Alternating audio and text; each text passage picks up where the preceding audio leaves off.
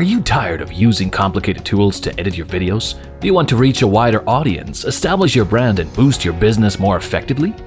All these and more can be done with BeLive's video editor. In this tutorial, you will learn how to trim unnecessary parts of your stream, discover your stream highlights through audience activity, customize your videos for promotional use, and record quick videos. With this tool, there is no need to download the entire broadcast. You can share the clip directly to Facebook or YouTube, saving you a ton of post-production time and cost. To access the video editor from the studio, click Trim Live Broadcast.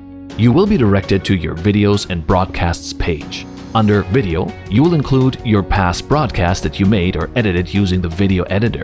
Under Broadcasts, you will see all past streams that you made with BeLive. Now for this tutorial, I'll select the last broadcast I made using BeLive. And you're now in the video editor. Now click Media to find your existing broadcasts, recorded videos, and uploaded files, but more on that later. For now, let's go back to the video editor where you can trim and edit your recording. The big screen is your video preview.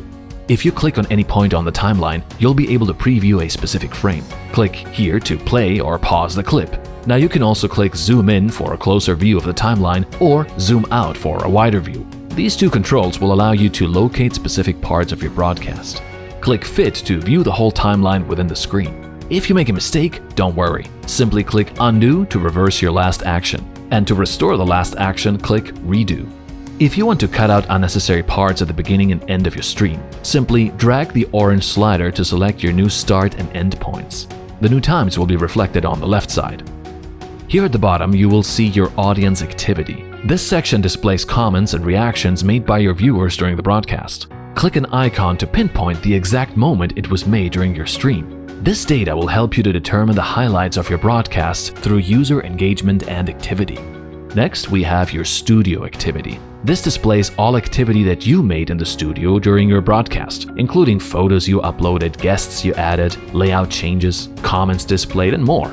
You can also hide or show specific elements by clicking on them. Another great feature of the editor is the ability to personalize your video clips. You can select an overlay style, change your background, and even add text. Take this opportunity to tell your audience what your broadcast is all about. And that's it for the video editor feature. Now let's go back to the Media tab. Under All, you'll find both your existing broadcasts and your uploaded files. Under Broadcasts, you'll find past streams that are available for download. If you click Uploads, you'll find all your uploaded media.